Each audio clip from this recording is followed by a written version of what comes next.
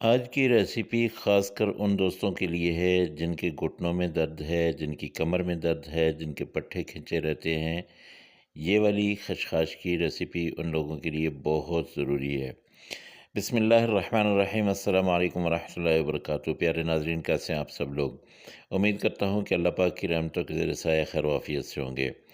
आज आप दोस्तों के साथ खशखाश का सालन जो है वो बनाने की तरकीब लेके आया हूँ। इसको खशखाश भी कहते हैं, खसखस भी कहते हैं, आप जो भी इसको नाम दे दें। सबसे पहले आपने खसखस लेना है, उसको अच्छी तरह से धोना है और उसके बाद इसको आपने आधे घंटे के लिए भगो के रख देना है। उसके बाद आपने पानी जो है ये रिमूव कर देना है और ये ऐसे, ये देखिए, ये तकरीबन आधा घंटा इसको मैंने भगो के रखा था। इसको धोना कैसे है वो मैं आपको बता चुका हूँ। खशखश का हलवा जो मैंने बनाया था उसमें धोने का तरीका बता दिया था। अब मैंने ले ली है मिक्सी और इसमें डालूँगा ये सारे का सारा खसखस जो मैंने आधा घंटा भिगो के रखा। अब थोड़ा-सा इसमें पानी डाल के इसको बंद करके इसको मैंने ग्राइंड कर लेना है, बिल्कुल अच्छी तरह से पेस्ट बना लेना है। दूसरी तरफ मैं चढ़ा दूँगा चूल्हे पे कढ़ाई और कढ़ाई में आधा कप जो है ये मैं सरसों का तेल डालता हूँ और इसमें प्याज 2 अदद जो बड़े साइज़ के प्याज थे वो मैंने काटे हैं। आप प्याज कम भी कर सकते हैं, ज़्यादा भी कर सकते हैं। ये आपके सालन पे मुनहसर है कि आपने खशखाश जो है वो कितना लिया है। मैंने आधा कप लिया है। आधा कप खशखाश में ये वाला प्याज जो है ये इतना ही काफ़ी है, इससे ज़्यादा नहीं डालना। अब मैं इसको पका लूँगा। उसके बाद जब हमारे प्याज ब्राउन होने से पहले पक जाएंगे, पानी इनका ख़त्म हो जाएगा, तब मैं इनमें लहसुन और अदरक का पेस्ट जो है ये 2 चम्मच है तकरीबन, ये इसमें डाल के इसको भी अच्छी तरह से पका लूँगा। खशखाश के फ़ायदे जो हैं ये बहुत ज़्यादा हैं, जितने भी बयान करूँ उनसे कम हैं। सर्दियाँ हैं, आपने ज़रूर ये वाला सालन जो है ट्राई करना है और ख़ासकर उन लोगों के लिए जो बड़ी उम्र के हैं। यहाँ पे लाल मिर्च पाउडर, धनिया पाउडर, हल्दी पाउडर, ये आधा चम्मच हल्दी पाउडर है, बाकी 1-1 चम्मच है। इसके साथ साथ नमक जो है ये मैं आधा चम्मच डाल रहा हूँ। भुना कुटा ज़ीरा ये भी 1 चम्मच आप इसमें डाल दें। अब इनको मसालों को आपने मिक्स कर लेना है और इसमें थोड़ा-सा पानी डाल के इन मसालों को पका लेना है ताकि मसाले अच्छी तरह से फूल जाएँ, पक जाएँ और ये वाला पानी जो है उनके अंदर जज़ब हो जाए। फिर इसमें आपने डालने हैं टमाटर। टमाटर जो है ये 2 थे, इनको मैंने बारीक-बारीक काटा है और ये इसमें डाल दूँगा। अच्छा, ये वाला सालन जो है ये बिल्कुल ऐसे पकता है जैसे आपने कोई मगज़ पका लिया हो, बिल्कुल ऐसे ही टेस्ट आता है और इसकी इफ़ादियत इतनी ज़्यादा है, बच्चों के लिए बहुत अच्छा है और इसके साथ-साथ बूढ़ों के लिए बहुत अच्छा है, जिनके घुटनों में दर्द, कमर में दर्द और उसके अलावा उनके पट्टे जो है वो हर वक़्त खिंचे रहते हैं।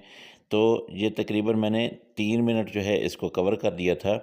अब ये देखें सारे टमाटर जो है वो नरम हो गए हैं और इनको मैं अच्छी तरह से मैश कर लूँगा। साथ-साथ मसाला जो है वो भी पकता जाएगा। ये वाला पानी जो है ये मैंने ख़त्म कर देना है। जब ये ऑयल जो है ये छोड़ देगा मसाला, तब मैंने इसमें खसखस डालना है और फिर उसके साथ ही मैंने यूँ करना है कि इसको अच्छी तरह से पकाना है।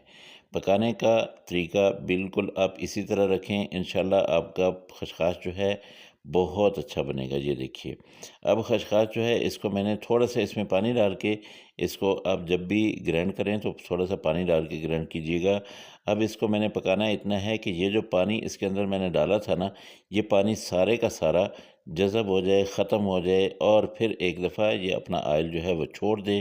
तब मैं इसकी ग्रेवी के लिए जो भी डालूँगा इसमें पानी, वो वाला आप देखिएगा। ये देखिए, तकरीबन पकते हुए इसको हो गए हैं 5 मिनट। अब इसमें मैंने पानी डाला है, इसका पहले वाला पानी बिल्कुल ख़त्म हो गया था। अब पानी आप डालें और उसके बाद इसको आपने 5 मिनट कवर करके रख देना है। 5 मिनट के बाद आप इसको बिल्कुल खोल सकते हैं, आपका बिल्कुल तैयार है। यहाँ पे मैंने 3 से 4 सब्ज़ मिर्चें थी, वो छोटी-छोटी काट के डाल दी हैं और इसको मैं अब कर दूँगा कवर। 5 से 7 मिनट तक जो है ये इसको पकाएँगे। इंशाल्लाह ये बहुत ही अच्छा, बहुत ही ज़बरदस्त, बहुत ही टेस्टफुल और क्रीमी जो है ये हमारा खशखाश बिल्कुल रेडी हो जाएगा। ये देखिए माशाल्लाह बिल्कुल रेडी हो गया है तकरीबन। लेकिन अभी मैं इसमें डालूँगा अंडे और अंडे 2 मैंने डालने हैं। आपका दिल करे तो आप अंडे डालें, अगर नहीं डालना चाहते कोई बात नहीं है, ये ऑप्शनल है। हमारा सालन बिल्कुल रेडी हो चुका है अंडे डाल के। अब मैं इसको थोड़ा-सा और पकाऊँगा। मैंने इसलिए डाले हैं कि इसकी एक तो खूबसूरती और उसके अलावा इसको ज़्यादा टेस्टफुल बनाने के लिए 2 अंडे मैंने डाले हैं। बिल्कुल इसी तरह आपने डालने हैं जब बिल्कुल ये रेडी हो जाएगा। अब ये देखिए, अंडों ने जो है ऑयल भी अपने अंदर ले लिया है और इसमें पकते जा रहे हैं। इसमें अब आपने डालना है यहाँ पे आके गरम मसाला।